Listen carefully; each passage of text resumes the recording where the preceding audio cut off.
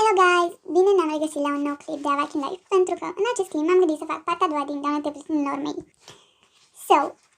Acest clip trebuia să intre undeva pe la ora 4, dar mici probleme cu exportarea, chestii, mă rog, așa că o să filmăm din nou. Între timp am hotărât și ce nume îmi voi pune, este un nume nou, nu l-am mai văzut la nimeni și nu o să zic acum pe clip pentru că poate îl copie cineva și mi-e frică, mă rog, nu neapărat de asta. Dar haideți să nu mai lungim acest intro și să începem cu notele la prieteni. Prima dată avem pe Sunny, fiind și BFF-ul meu din real.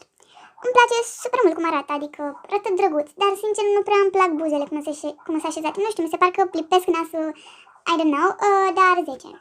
Sau mai departe îl avem pe Low Party, îmi place super mult cum arată chiar mișto. 10, chiar îmi place. Mai departe o avem pe Flower, îmi place cum arată, nu prea îmi place outfit-ul, niciodată nu mi-a plăcut chiar dacă l-am, nu știu de ce, dar e drăguță, 10. Mai departe o avem pe Andreea și vreau să-mi cer scuze dacă persoanele se vor repeta, dar chiar nu mai țin minte cărora persoane le-am dat notă.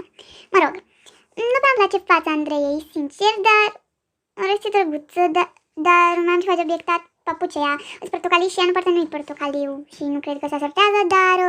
Sau mai departe o avem pe Maria, îmi place cum arată, nu prea îmi place fața, părul, 8. Sau mai departe o avem pe Miruna 1, 2, 4, 6, cute și cred că ea mai dat notă, mi-aduc aminte că am mai văzut îmbrăcat așa, cred, cel mai probabil, așa a fost, dar mă rog, 7. Mai departe o avem pe Patricia 1, 1, 2, nu prea îmi place cum arată, adică nu-mi place outfit-ul, 8. Mai departe o avem pe Dania.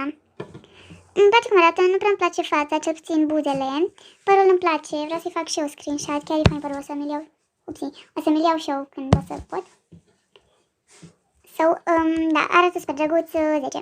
Mai departe avem pe Firetop, cred că așa se pronunță numele. Îmi place cum arată, again, nu prea îmi plac ochii cum s-a așezat și părul, 8. Mai departe avem pe Tiffany.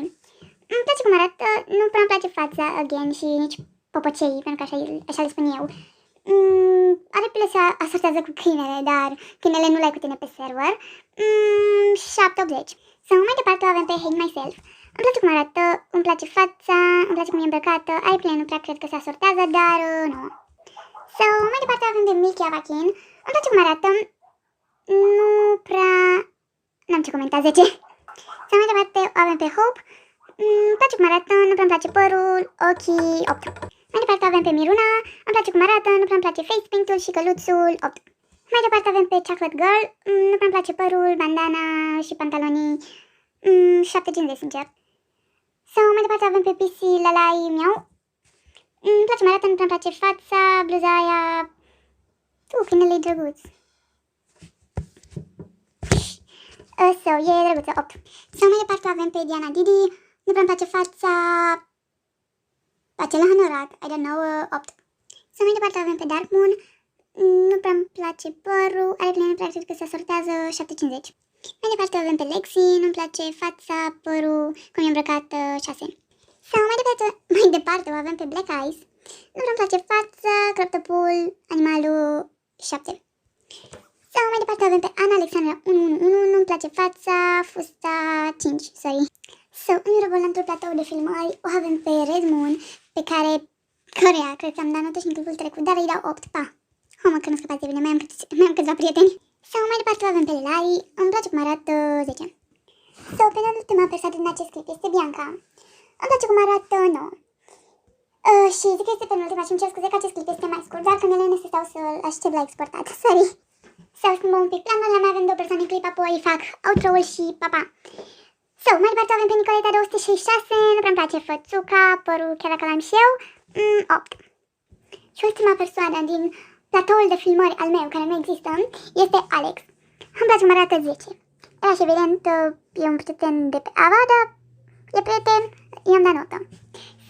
Cam acesta a fost clipul, dacă v-a plăcut, nu uitați să lăsați un like și subscribe. Și știu că mă vedeți îmbrăcat altfel, pentru că cât filmam era invite un prieten și o prietenă și a trebuit să mă duc acolo pentru că am creat noi un grup numit Iad, bine eu.